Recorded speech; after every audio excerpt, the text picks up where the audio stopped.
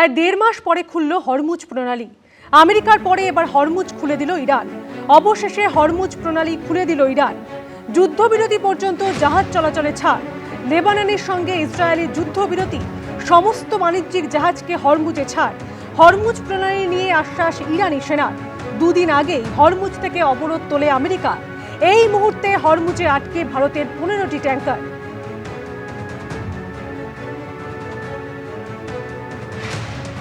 Hormuz প্রণালী আর কখনো বন্ধ হবে না, সম্মতি দিয়েছে ইরান। পোস্ট ডোনাল্ড ট্রাম্পে বিশ্বের বিরুদ্ধে হরমুজ প্রণালীকে কখনো অস্ত্র হিসাবে ব্যবহার করা হবে না, পোস্ট করে আশ্বাস ডোনাল্ড ট্রাম্পের। রবিবার ইসলামাবাদে ফের শান্তি বৈঠকের ইঙ্গিত ট্রাম্পের।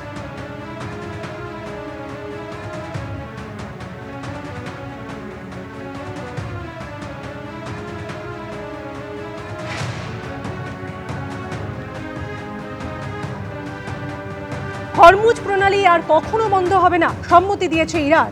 পোস্ট ডোনাল্ড ট্রাম্পের বিশ্বের বিরুদ্ধে হরমুজ প্রণালীকে কখনো অস্ত্র হিসাবে ব্যবহার করা হবে না, পোস্ট করে আশ্বাস ডোনাল্ড ট্রাম্পের। রবিবার ইসলামাবাদে ফের শান্তি বৈঠকের ইঙ্গিত ট্রাম্পের।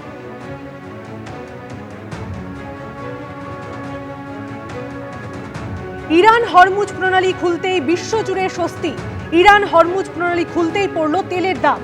বিশ্বজুড়ে অপরিশোধিত তেলের দাম কমল 10%। ব্যারেল প্রতি $88 নামল অপরিশোধিত তেলের দাম। ভারতের অপরিশোধিত তেলের প্রায় 50% আসে হরমুজ দিয়ে। শেষ পর্যন্ত হরমুজ প্রণালী খোলায় স্বস্তি ভারতেও।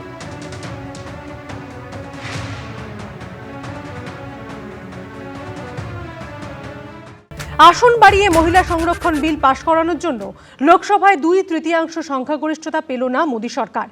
এক জোট থেকে সাফল্যের মুখ দেখল বিরোধীরা। এরপরই মমতা বন্দ্যোপাধ্যায়কে শুভেচ্ছা জানান সোনিয়া গান্ধী। সূত্রের খবর, ফোনে অভিষেক বন্দ্যোপাধ্যায়ের সঙ্গে কথা হয় রাহুল গান্ধীর। পশ্চিমবঙ্গে ভোট সত্ত্বেও তৃণমূলের লোকসভায় ভোটাভুটিতে অংশ নেওয়ার জন্য সাংসদদের পাঠানোর সিদ্ধান্ত অত্যন্ত গুরুত্বপূর্ণ ছিল বলে মন্তব্য করেন রাহুল গান্ধী। মানুষের জয়, ভারতবর্ষের গণতন্ত্রের জয়। একজন মহিলা মুখ্যমন্ত্রী হয়ে তার সাংসদেরা মহিলা বিলের বিরোধিতা, ছি, লজ্জা লাগছে। আসন সংখ্যা বাড়িয়ে মহিলা সংরক্ষণ কার্যকর করতে নরেন্দ্র মোদী সরকারের উদ্যোগ ব্যর্থ হল। লোকসভায় প্রয়োজনীয় সংখ্যা পেল না মোদী সরকার।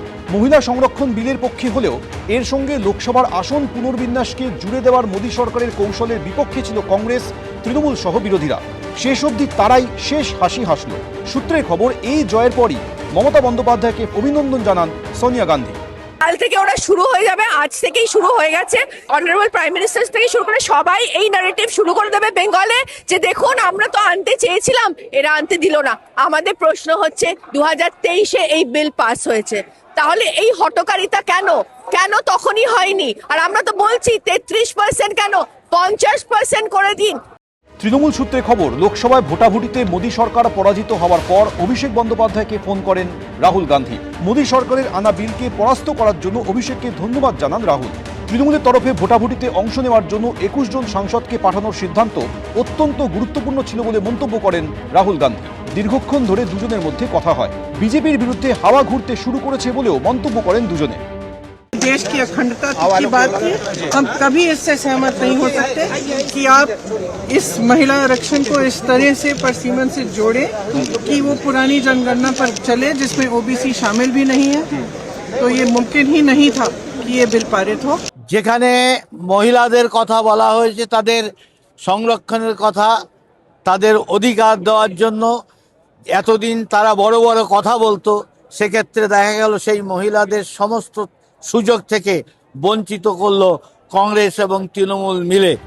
বিধানসভা ভোটে কংগ্রেস ও তৃণমূল একে অপরের বিরুদ্ধে লড়াই করছে। এরই মধ্যে দুই দলের শীর্ষ নেতৃত্বের মধ্যে এই কথোপকথন রাজ্য রাজনীতিতে নতুন জল্পনা উস্কে দিল। বিজেন্দ্র সিংহ, এবিপি আনন্দ। এবিপি আনন্দ, এগিয়ে থাকে, এগিয়ে রাখে।